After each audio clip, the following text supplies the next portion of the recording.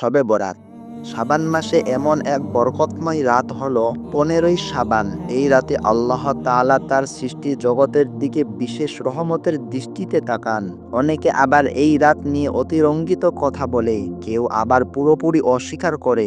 আসলে সঠিক বিষয়টা কি? সহিহ হাদিস আমাদের কি নির্দেশ দেয়?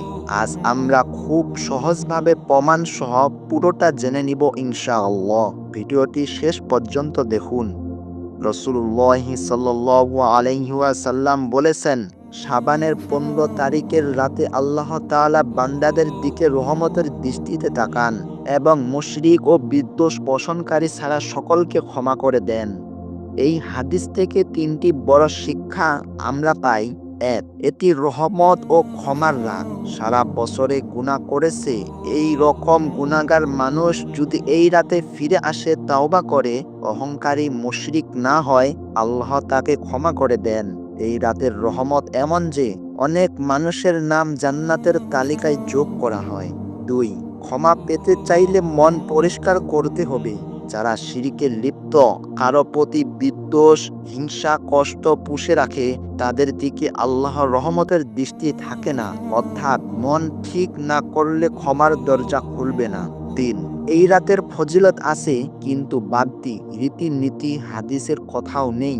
শবে বরাত এর মোট এত রাকাত নামাজ, বিশেষ কোনো সূরা 10 বার, বিশেষ খাবার হালুয়া রুটি খেতে হবে, মসজিদে সমাবেশ করতে হবে, আতশবাজি, আনন্দ, এসব কিছুই নির্ধারিত নয়, কোনো হাদিসে নেই। সহিহ হাদিসে কোনো নির্দিষ্ট ইবাদত শবে বরাতের জন্য নেই। তাই ইবাদত হবে সরল, নীরব, আন্তরিক, সুন্নাহ সম্মত। ইবাদত যা যা করব: 1. নফল নামাজ পড়তে পারেন, কোনো নির্দিষ্ট রাকাত নেই, আপনি যত পারেন 2 রাকাত করে পড়ুন। উদ্দেশ্য হবে আল্লাহর নৈকট্য লাভ করা, মনকে নরম করা, ক্ষমা চাওয়া।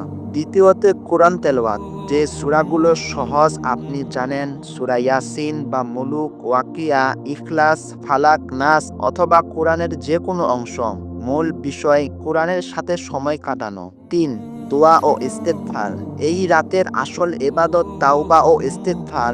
আল্লাহ বলেন, তোমরা আমার কাছে ক্ষমা চাও, আমি ক্ষমা করে দেব। দোয়া করবেন নিজের জন্য, বাবা মায়ের জন্য, পরিবার ও উম্মাহের জন্য, মৃত মুসলমানদের জন্য, হেদায়েত, রিজিক, বরকত, শান্তি, ইমানের জন্য। 4. সাদাসিদের নফল সদকা। একটু দানও বড় সওয়াবের কাজ। আর এই রাতে সলাতুল তাসবিহ নামাজ পড়তে পারেন, এটা উত্তম। রাসূলুল্লাহ সাল্লাল্লাহু আলাইহি ওয়াসাল্লাম তার নিজের চাচা হযরত আব্বাস রাদিয়াল্লাহু তাআলা আনহুকে এই নামাজ শিক্ষা দিয়েছিলেন এবং বলেছিলেন যে, এই নামাজ পড়লে আল্লাহ তাআলা আপনার পিছনের সগীরা কবিরা, জানা অজানা সকল গুনাহ ক্ষমা করে দিবেন। হে আমার চাচা যান, আপনি যদি পারেন তবে দৈনিক একবার করে এই নামাজ পড়বেন। যদি দৈনিক না পারেন তবে সপ্তাহে একবার পড়বেন। যদি সপ্তাহে না পারেন তবে মাসে একবার পড়বেন। যদি মাসে না পারেন তবে বছরে একবার পড়বেন। যদি এটাও না পারেন তবে সারা জীবনে একবার হলেও এই নামাজ পড়বেন, তবুও ছাড়বেন না। এই নামাজ এর নিয়ম ইউটিউবে সার্চ করলে পেয়ে যাবেন। কিছু আমল মানুষ নিজেরাই বানিয়ে নিয়েছে। শবে বরাতে 100 রাকাত নামাজ পড়তে হবে, বিশেষ সূরা 10 বার 20 বার পড়তে হবে, হালুয়া রুটি বাধ্যতামূলক, মসজিদে বিশেষ সমাবেশ করতে হবে, দল বেঁধে কবর জিয়ারত, আতশবাজি, রাস্তায় হইচই, এসবের কোনো সহিহ প্রমাণ নেই।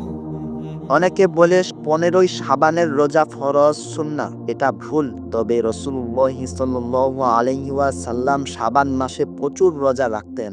তাই চাইলে এই দিনের নফল রোজা রাখা যায়, কিন্তু এটাকে শবে বরাতের বিশেষ রোজা বলা যাবে না। শবে বরাত হলো রহমত, মাগফিরাত ও ক্ষমার রাত। ইবাদত হবে সরল, নীরব, সুন্নাহসম্মত, আল্লাহর সন্তুষ্টির জন্য।